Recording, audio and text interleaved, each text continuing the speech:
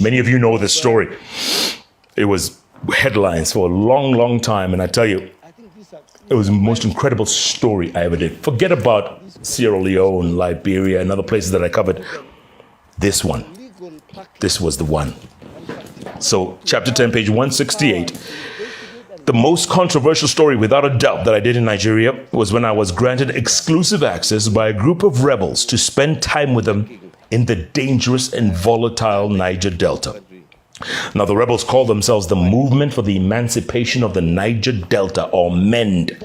They had carved up an area the size of Massachusetts or Maryland for themselves in the oil-rich delta, kidnapping expatriate oil workers and attacking military outposts with the intention of causing as much havoc and unrest as possible. The entire area was a no-go zone, and even the Nigerian military was afraid to venture. The situation became worse in the spring of 2006, with kidnappings and killings of foreign oil workers peaking to an all-time high. Now, for more than a year, I had been in communication back and forth with my sources deep in the Niger Delta, trying to get access to do the story. They hated journalists there, by the way. Each time I tried, I was informed that they were not ready and that I would get my chance when they said okay. I persevered. The thing I want to mention, Mr. Speaker, is the issue of land cases in court.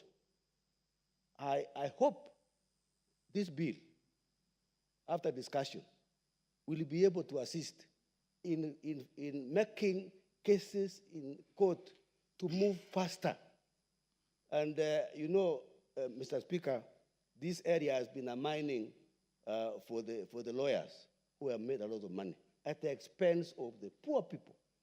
If you look at the cases of those local people, the poor people in the rural area who cannot even afford to pay for the lawyers' fees, the legal fees, Mr. Speaker, I hope this bill will address this issue so that our people can be saved of this problem. Mr. Speaker, I support this bill because it is going to go a long way in making work easier, making the issue of land ownership to be very easy to access, and even more important, Mr. Speaker, the issue of succession, which has been a problem.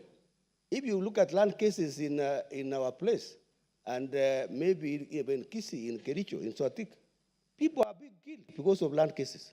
So we would like to make these cases to be easier to be handled at the land control board level so that people can also save their lives. Mr. Speaker, I support the bill, amendment bill. Thank you.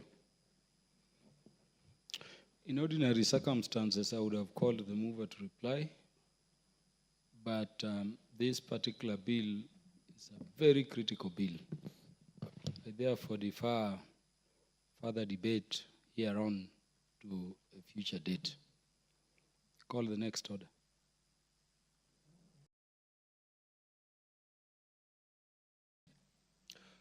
Order number 13, motion. Second, report on employment diversity audit in public institutions. Resumption of debate. Do we have any member interested to contribute further to this? The Honorable Lisa, the Honorable Kakahi Bissau. Yes, you had 6 minutes left on this particular one. Please proceed if you have more contributions to make. Yeah, is that one on the report of the Select Committee on National Cohesion and Equal Opportunity on the Employment Diversity Audit in public institutions? The one the House rose when you are done, 4 minutes. Thank you, Mr. Speaker, sir, for remembering that I had my 6 minutes. Actually, that from the onset, I support what has been tabled, but what has been of disappointment is the less interest in that particular issue. And what I was saying is, in terms of cohesion, it will be good to start from the Parliamentary Service Commission. As they always say, charity begins at home, to see how are the numbers in terms of distribution within the Parliamentary Service Commission. Number two, I wanted to highlight that the problem begins from here and also from the executive, even starting from our own CDF offices. How are we trying to do the geographical distribution in terms of community origin? Number two, we were looking at, like where I sit in the Public Investment Committee, Education Governance, you'll find that in a certain province, they'll pick a vice chancellor from that particular area. And in the process, the issue of tribalism and lack of cohesion in terms of regional balance is not really ensured. So we're trying to say, and I gave an example in my previous work with the United Nations, we had what we call the quota system. And in the quota system, you'll distribute, you say like this country, this is the population, and you lock out the percentage there. An example, taking the Kenyan situation, if we say that the highest community in terms of population corresponds, let's say, to 17%, that is the Agikoyo community. When the jobs are being distributed, like in the civil service, when you reach that 17%, you freeze, so that you allow also other communities. That is the only way you can try to balance it out. And another example coming from the education institutions, you'll find that this issue of lack of cohesion has been propelled such that when the jobs are advertised, they do not attract people from outside the region. So we would like to have a situation whereby whoever is appointed in those positions, like an example, vice chancellors, the Public Service Commission, they go out and say, look, we'll even step out and do like what we call headhunting. After you've frozen that this community is covered, now you have to work out and even target. Like there's the 43rd community of this republic, the persons living with disability. I expected that to come out very strongly in the cohesion report. And again, the report has given just recommendations. But we want to have even some punitive measures. If, an example, you are working in an area and you begin that responsibility and you're not able to meet that cohesion threshold, what should be some of the punitive measures that has been taken? So in a nutshell, Mr. Speaker, sir, the problem begins here, because we've seen even situations when members of this House and other elected leaders have literally physically ejected some of the people picked in the institutions in their backyards. So we need to walk the talk. We should not preach water, and we are taking wine. But by and large, it's a very good submission by Honorable Abdi, and I think I support it, but we need to have very, very good punitive measures to ensure that whoever is given an opportunity really walks the talk. Thank you, Mr. Speaker, sir. The Honorable Lisa Chelule.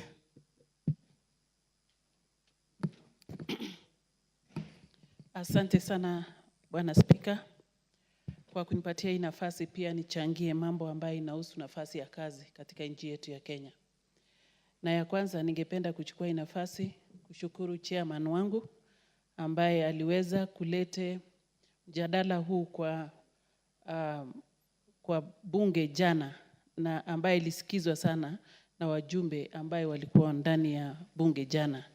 Nataka kupongeza pia kamati yetu ya National Cohesion and Equal Opportunities kwa kufanya kazi kubwa na wakatengeneza ripoti ambayo ililetwa jana kwa bunge. Ninaongea juu ya hii mambo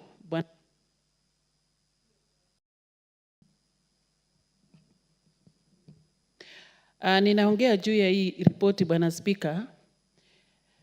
Tuliamua kufanya na kuchunguza ni nini inaendelea katika wizara mbalimbali kwa mambo ya nafasi ya kazi.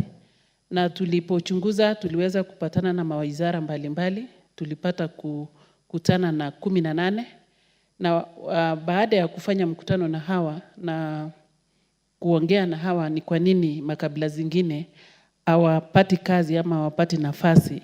Kuna masababu mingi sana ambayo walitaja, na masababu zingine ni mambo ya creation of awareness ama taarifa kufika kule nyumbani. Kuna wengine ambayo wanakaa mahali hawawezi kujua ni nini inaendelea katika nchi yetu ya Kenya kuhusu mambo mambo ya communication ama mawasiliano. Wengi hawapati habari katika magazeti kwamba kuna kazi imetangazwa. Wengi hawapati habari kwamba kuna kazi ambaye inahitaji watu fulani, sababu wale watu ambaye tunawatetea ni kina mama na wale watu wanaishi na ulemavu na vijana. Na wengi walilalama sana wakasema hawapati taarifa ya kutosha. So vile tukaongea kufikiana kwamba sisi wote inafaa tupitishe taarifa. Na ile sababu ya muhimu sana ndio tulete taarifa katika bunge, Bwana Spika, ni kujielimisha sisi wote kama wajumbe kwamba kuna mambo kama haya inaendelea katika nchi yetu ya Kenya. Na tunajiomba na wajumbe wenzetu kwamba kuna kitu ambaye inahitajika sisi tutekeleze ama tufanye kama wajumbe. Pia nataka kuunga mkono mheshimiwa kutoka constituency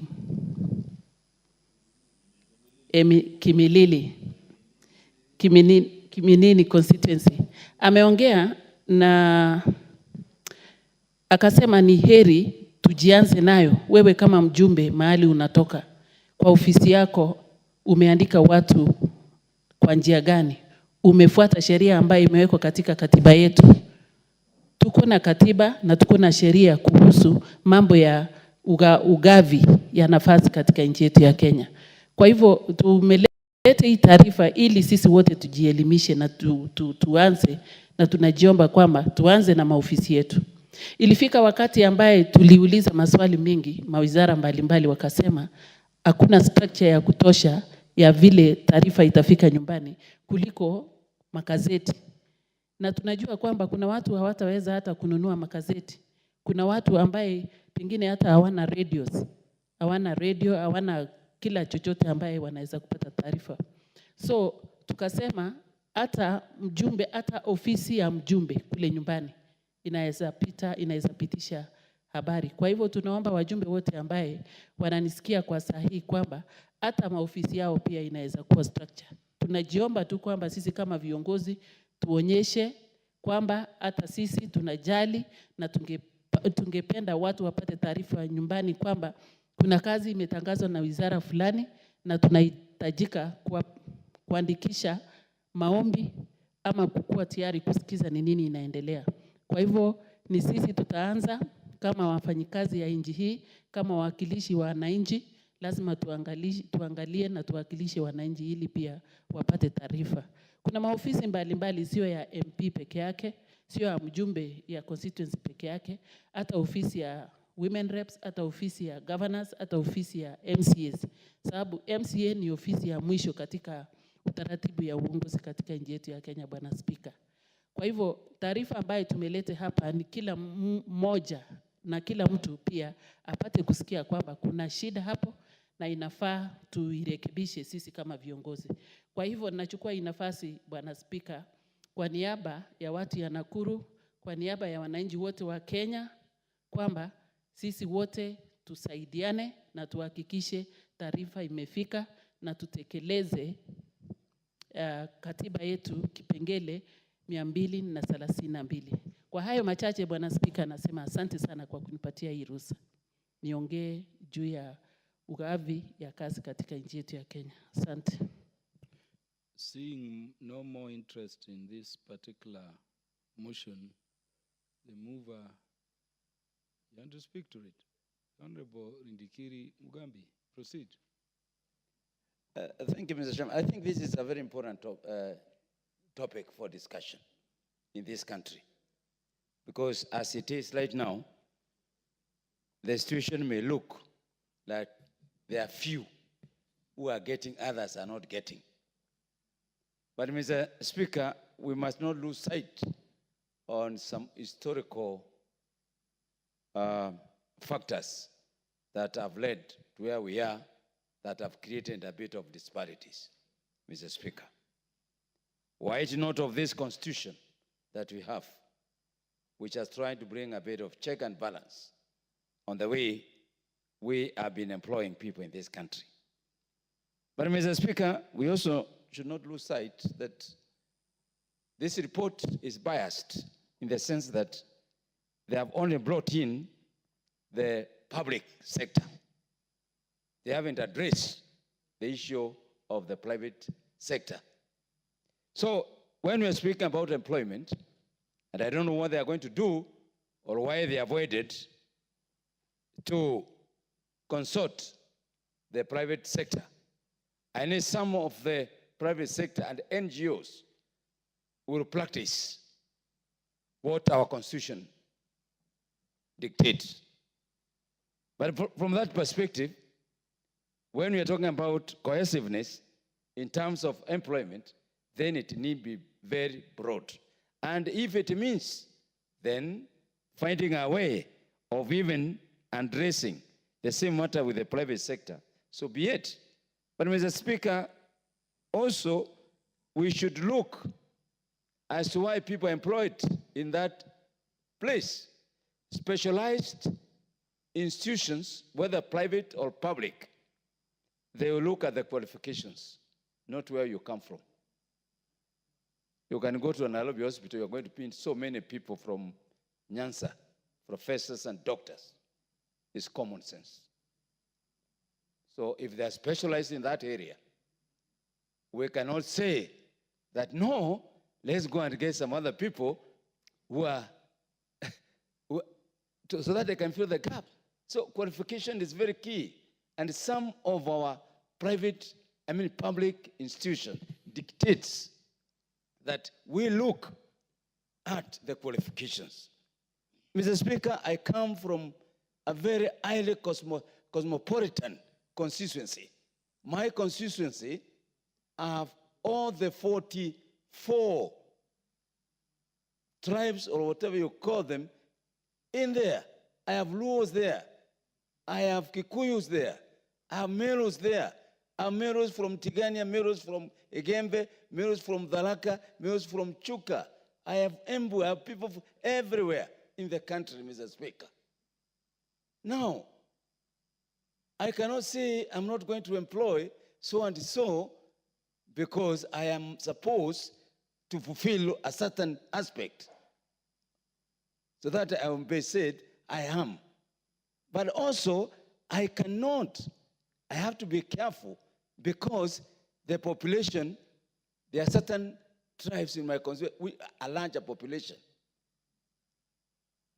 The diversity of my community dictates how people will be absorbed in the private sector or in the public sector that are operating in my constituency, Mr. Speaker.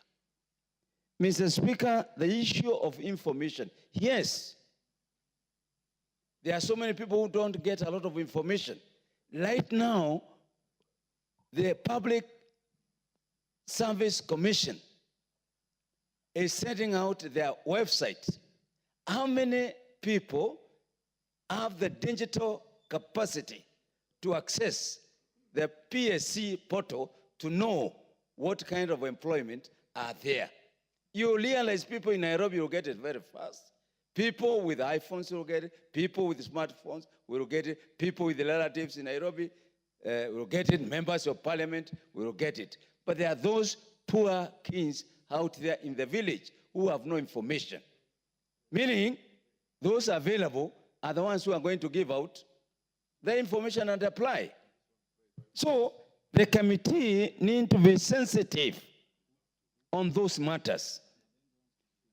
High population areas with high population densities, it's national.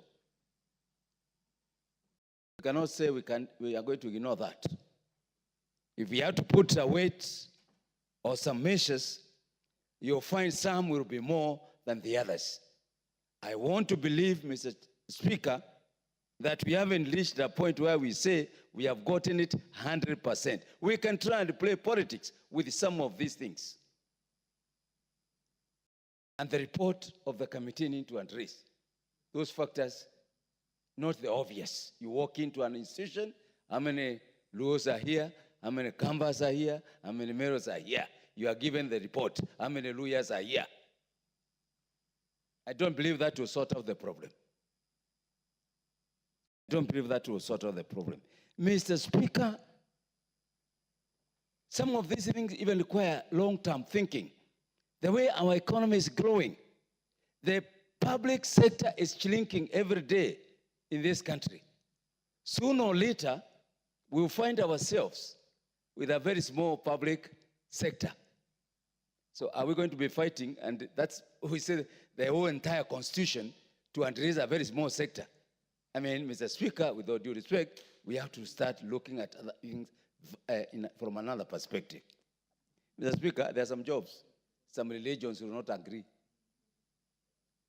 There are some sectors, some people, because of their religion, they will not agree. Mr. Speaker, there are some people on Saturdays, they don't work. Mr. Speaker, because of their religion. Others, you have to dress like this. So please, let's have a comprehensive report. Let's not look at numbers and the names. O, K, Kamau, Otieno, Kibrangat. No, let's try and avoid that kind of a conversation because I'm foreseeing, Mr. Speaker, going forward, we need to expand our private sector to create more jobs, to create more opportunities so that people will not be fighting for the small, shrinking public sector. Some of these private institutions, Mr. Speaker, the wage law is so large and they are collapsing. Even you go to counties also, they have so much wage law. If we talk about employment, I believe the framers of the Constitution did not say that because we have this, we should follow this. Or what they were saying, we try a balancing act, which is dictated by so many factors, and we cannot avoid them. So, Mr. Speaker, it's a good report, but I think we have to do good justice to this country. Please, let's do more things. Some of the private or public institutions, Mr. Speaker, are dying because they have a tribe managing the entire institution. That is bad. That is bad by all standards. We have had some institutions, universities even, from top to bottom. All the hands on they are there. That is wrong. If that is what we are talking about in this report, I agree. I agree. But there are some others that now, when you look at the factor, we look qualification, we look at the region, some of this report here, let's not play politics with some of these reports to prove that there are many mayors here. They need to be removed so that we can have some others here and there. To me, that's not the politics, and that's not discussion that we would like to have and engage in this house. I thank you, Mr. Speaker. As Honorable Rindikiri Mugambi, you are done. Do you want to be informed? In fact, that question does not lie because Honorable Rindikiri Mugambi ascended his contributions. The Honorable Anthony Madenge, MP for Marytown, you want to contribute to this? Marytown. Thank you, Honorable Speaker. Honorable Speaker, I am a member of the National Cohesion and Equal Opportunities Committee. And the representation by my friend, Honorable Rindikiri, is far from the truth in terms of the depth of involvement that the committee engages with the different government institutions, commissions, and sagas. We not only look at the numbers, we ask for documents, and the mandate of the committee extend beyond looking at the employment diversity, which literally is looking at the representation of the community, all Kenyan communities in public employment. It is imperative to note that the threshold set in law is not more than 30%, while largely from a historical perspective, the benchmark from when we started this audit is the year 2012. But after the year 2012, COVID happened. There have been freezes in employment. And the requirement is for us to put in place measures that accord the underrepresented or unrepresented communities to have affirmative action for onboarding. And those measures cannot be put only by the committee. It is the responsibility of this House. Honorable Speaker, as my friend Honorable Ridikiri has put it, the employment in the public sector has been shrinking. And therefore, there is the question that we need to face as this House, as to whether we want to look at employment only based on the public sector employment, because we know jobs are shrinking. What about the reality of digital space? What about the reality of digitization? The framers of our Constitution in 2010 had never thought about the digital space and the disruptions that COVID came up with. And Honorable Speaker, we are in the process, we have made recommendations as a committee for the amendments of the National Cohesion and Integration Act, so that the realities of the circumstances under which we are operating are aligned with the current realities in the job space. Honorable Speaker, it is true that this requirement that we advertise all jobs online, while it is good in terms of creating transparency, it is also disenfranchising very many Kenyans who cannot access the internet. And the issues we are having currently, where we require every Kenyan to register themselves in the SHA system, including a short code, and the problems we have faced, brings to the fore the challenges of accessing opportunities online. We have encouraged the government agencies to consider using local media in advertising vacancies. We have actually urged the government agencies to consider using the constituency offices of members of parliament to forward these adverts, because we have people everywhere across the country, and we have a presence across the country. Honorable Speaker, one of the other challenges is the 5% reservation for all public appointments to our persons living with disabilities. Yet, when we look at the state of the education institutions for persons living with disability, we should all be ashamed, because we have not developed any new institutions. The old institutions are all dilapidated, they are in shambles. The teachers and the instructors for these institutions are demotivated, they are demoralized, the institutions are not equipped. How can these people access opportunities while they cannot access education opportunities in this country? And therefore, I'm asking us to use this report to open our eyes as Parliament and support the recommendations we will be bringing here, both in supporting the education institutions for persons living with disabilities, as well as better equipping the schools and institutions for persons living with a disability. Honorable Speaker, I support the report of the committee.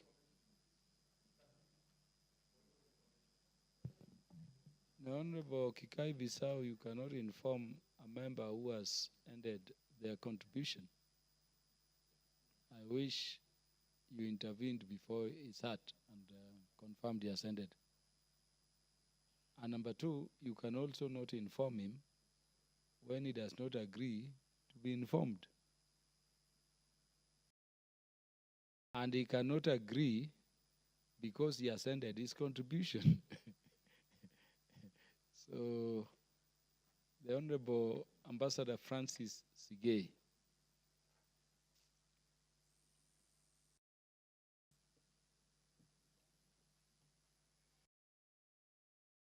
Mheshimiwa Spika, ningependa pia kuchangia mjadala hii kuhusu mambo ambayo kamati imetupatia siku ya leo, na niseme tu ya Bwana Spika ya kwamba tungependa kwanza tushukuru kamati kwa kazi ambao wamefanya. Wamechukua muda mrefu kutafuta information na mambo ambayo yalikuwa yanatakikana kwa hii ripoti, na mimi Bwana Spika ningependa kuunga mkono mjadala hii na kupongeza kamati, na ningependa Bwana Spika tujue ya kwamba Kenya imebadilika, katiba ni tofauti, watu lazima waajibike na kuhakikisha kwamba katiba, mambo ya katiba hii inatimishwa vile inatakikana. Bwana Spika, naunga mkono. The Honorable Joanna Ngeno, Chairman, Departmental Committee in charge of Housing. Thank you, Speaker. I can see my brother, Mheshimiwa Wamboka, not Kwamboka, of course, Wamboka, signaling that maybe because of time, I don't understand. But I wanted to give some beef to this particular report, Mr. Speaker, and I want to state from the word go that I truly support this report. And Mr. Speaker, I think it is a very important report because it looks into several issues that has been affecting the public service. And not only the public service, also including even, and I would have wished the chair also should have looked at the private sector because, Mr. Speaker, the rule of law in this country does not only affect, is not meant to only affect the public service. It affects even the private sector, Mr. Speaker, because when you look at the employment in this country, actually the private sector takes almost 40% of the employment. And therefore, I wish Mheshimiwa Chairman, in their next course of action, should also look at how discrimination and how the terms of employment, how the regional balancing, and how the, all those kind of stuff are done both in the private and the public sector, Mr. Speaker, because we are all under one constitution and we need to abide by the constitution, we need to abide by the law, we need to relook at how our people are being employed, Mr. Speaker. So I want to say that I support this report because it looks into details and we will still interrogate it, Mr. Speaker, so that we need to come up with a way, other than what the constitution states, find a way so that not only particular people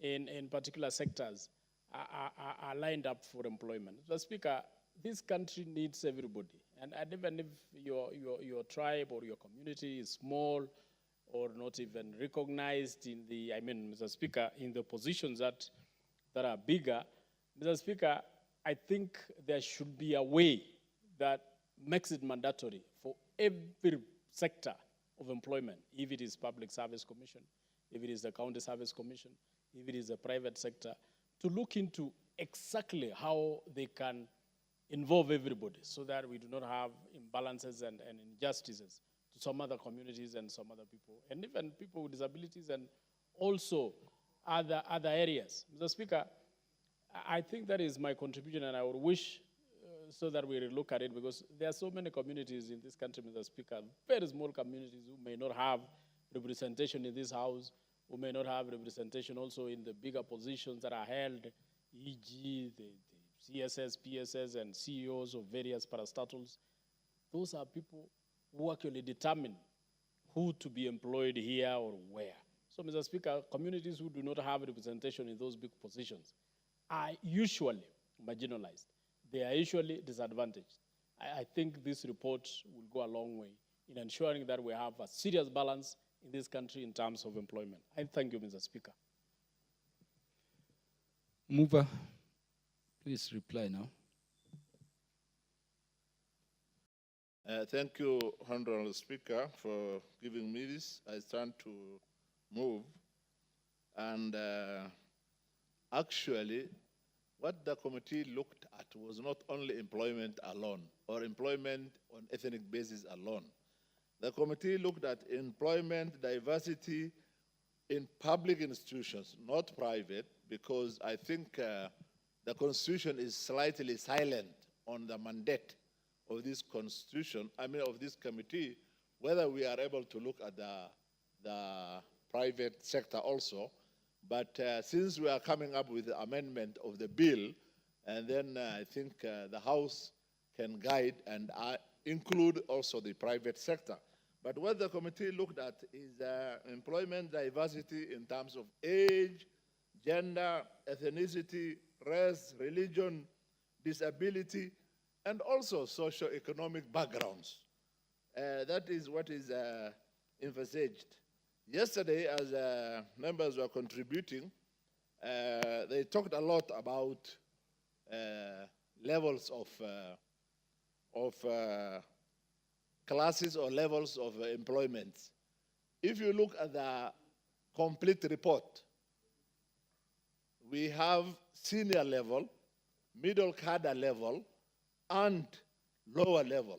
So when we talk of a university somewhere in Western, which I mentioned yesterday, and raised some very hot discussions, that 78% is from one ethnic community. If somebody wants to look at the levels, it is there in the full report. Please check. You'll find out that maybe majority are in the lower cadre. But what the Constitution says is all cadre, diversity and equal opportunity in all cadres. It does not tell us the lower cadre, the higher cadre. This is the second report. I tabled the first report before this one, and it's still in the process somewhere. And that first report is the one that covers majority of the bigger institutions such as KRA and those. Also, there was a debate on statistics of merging communities together like Mijikenda yesterday. Look at the Kenya Bureau of Standard. That is where we derive our levels of ethnic communities. Population ratios. The highest community in Kenya, as far as its national population is concerned, is 17%. And the same, the law allows up to 30% to be taken by one community, of employment to be taken by one community. We are coming with an amendment of the law and saying that maximum a community can take is 20%. If the highest is 17% in terms of population, and we have even added 3%, then there should be no complaint. Well, if we are looking at equity and equality, we are going to have more reports. Every quarter, at least, we are going to have more reports, and we will see. I am also requesting this committee when the new law, that is the National Cohesion Integration Bill 2023, will be discussed here to support it and include whatever small issues like private sector issue, like decreasing or increasing the quota system. Honorable Speaker, in this country today, we have crisis of employment. It's a time bomb we are sitting on, particularly on the youth. And trying to expand employment should be our priority. Otherwise, it is very dangerous. You see what Gen Z did to us the other day. It's because they are unemployed. Majority of them are unemployed. If they were unemployed, they could not have had time to come and attack the parliament or these institutions. With those few remarks, I stand Honorable to move. Chair, there is a matter which arose during the debate yesterday. Yeah. Which had something to do with the business parliament transacted around this matter of the motion. remember this matter of Kenya Revenue Authority officers. Yes. And you remember the CS was privileged to be in Parliament here to answer to it. It was alleged yesterday that that matter went to court. Yes. The court nullified those employment on account of these matters you're dealing with. And that despite even the court order, those people are all working in defiance of the Article 232 of the Constitution, which are pushing through this motion. Yes. What do you say to that? Yeah, And as you reply, how do you want to deal with that? Then there was also the issue of balance in public service within the parliamentary service. How soon are you doing a report around that? Because I can tell you, it is being murmured by members of various communities outside here. Yeah. And you know, for obvious reasons, they cannot speak aloud lest they be, you know, Okay. lest they face some consequences, which may not be good. But there are communities which are saying they are not being employed in parliament. Those of them who are in parliament are not being promoted. Promotions come, even where they are qualified, they are just stagnant. And we are having Makondes within parliament. And you know, I'm saying this one you need to make a comment on in terms of how fast you want to go into parliamentary service, and also have a report here so that we can be a good example as the institution that makes these laws we are seeking also to help be implemented. What do you say to those two? Okay, the first one, Kenya Revenue Authority, I think it was this committee which raised the first red flag. And there were even attempts by bigger authorities to try to stop Kenya Revenue Authority not to come to this committee. But ultimately we did it. We were the first one to raise, and it went to the papers, and that is where whoever took them to court got the information from. And it is true that the court has ruled that that was illegal, and it was actually illegal. And what they did was to appeal. And therefore, the court gave them time until the matter is concluded, then the status quo can remain. And that is why those employees are still there. And you know, the court sometimes takes too long. If it was within the powers of this committee, we could have concluded it long ago. But it's now within the court, and therefore matters in court, we are also told not to indulge in it so much. Okay, and then a report on the parliamentary service. Report on the parliamentary service. Particularly staff from the community I come from are lamenting a lot. Yeah. You know, the committee writes to institutions through parliament. Yeah? When I'm writing to Kenya Revenue Authority or any other institution, it is not me who signs the letter. It is the clerk of the National Assembly who signs the letter. I have already written to the clerk of the National Assembly to write a letter to Parliamentary Service Commission to appear before the committee so that we can do the same, what we have done to all other institutions. And I'm waiting for the feedback. And because of the curiosity that is here in the House today, come tomorrow, I'll walk to the clerk's office and make sure we fast track it, have a meeting with the Parliamentary Service Commission, and then table the report as soon as possible. Thank you, sir. So thank you very much, Chair. And thank you for a very good report, well presented by your committee and yourself on their behalf before the floor. Next order. Now, before I call for next order,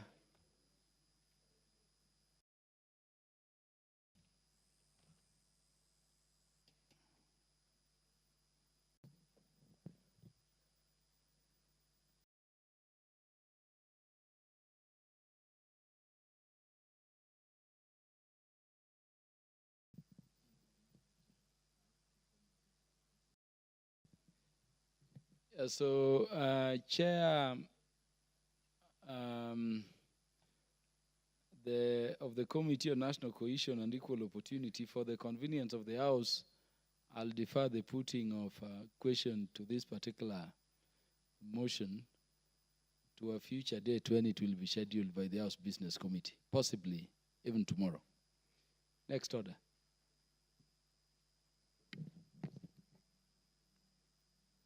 Order number 14, motion, consideration of reports on financial statements of state corporations in Nyanza region. The Chairperson, Public Investments Committee and Governance and Education to move. Thank you, Honorable Speaker. Honorable Speaker, I beg to move the following motion in amended form pursuant to Standing Order 48. That this House adopts the report of the Public Investments Committee on Governance and Education on its examination of the reports of the Auditor General on the financial statements of state corporations in Nyanza region for the financial year 2018, 2019, 2019, 2020, 2020, 2021, laid on the table of this House on Thursday, 25th July 2024. Subject to A, deletion of paragraph 212 appearing on page 41 of the report and substituting, therefore, the following new paragraph.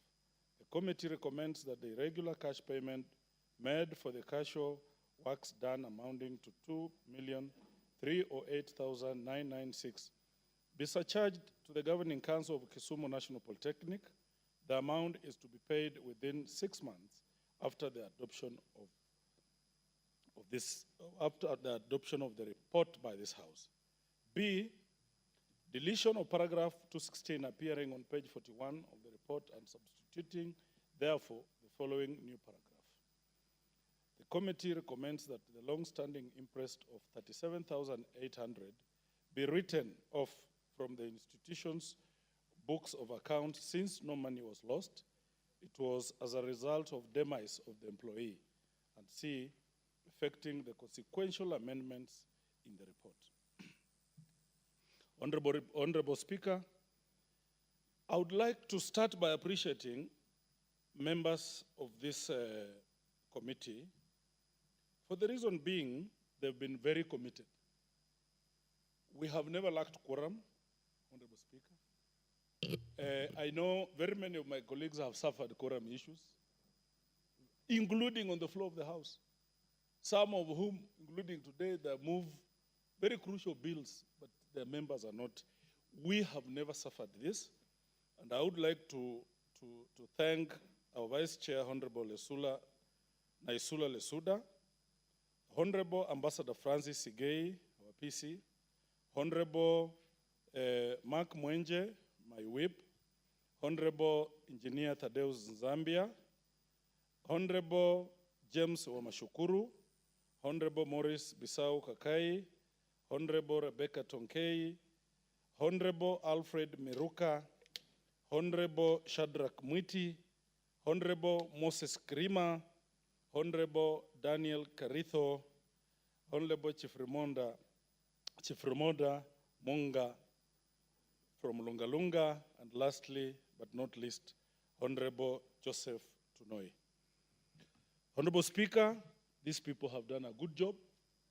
And I just want to note that because of the commitment of my members, I think we are the leading committee in terms of delivery in this House. We have finished, we are at the tail end of finishing our agencies in a week's time, Honorable Speaker.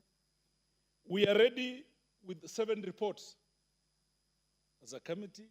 You know, and you've been around, Speaker, longer to understand that is not a mean feat. Indeed, these members have done a good job.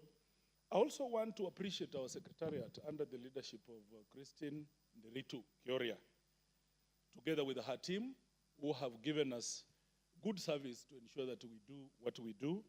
I want to thank our officers from the Auditor General Office, led by Tonkei. Mr. Speaker, the committee is established under Standing Order 206 of National Assembly, the Public Investment Committee on Governance and Education. is responsible for the examination of the working of public investments based on their audited reports and accounts. It is mandated, 1, to examine the reports and accounts of the public investments, 2, to examine the reports, if any, of the Auditor General on the public investments, and 3, to examine, in the context of the autonomy and efficiency of the public investments, whether the affairs of the public investments are being managed in accordance with sound financial or business principles and prudent commercial practices. Mr. Speaker, in this report, the committee handled the agencies domiciled within Nyanza region. 1, Kisumu National Polytechnic. 2, Ugenya Technical and Vocational College. Asumbi Teachers Training College. Mabera Technical and Vocational College. Rangwe Technical and Vocational College. Omuga Technical and Vocational College. Seme Technical and Vocational College. Kakrao, this is an institution domiciled in my minority leaders constituency. Kakrao Technical and Vocational College, Nyakach Technical and Vocational College, Siaya Institute of Technology, Ugunja Technical and Vocational College, Sikri Technical and Vocational College, Keroka Technical Training Institute, Siala Technical Training Institute, Ramogi Institute of Advanced Technology, Maseno University, Rongo University, Mawego Technical Training Institute, Tomboya University College, Jaramogi Oginga University of Science and Technology. Mr. Speaker, the committee examined the audited financial statements of the state corporations I've listed. In examining the accounts of the Auditor General, we invited accounting officers in each of the state corporations under review to adduce evidence before it. Mr. Speaker, the report contains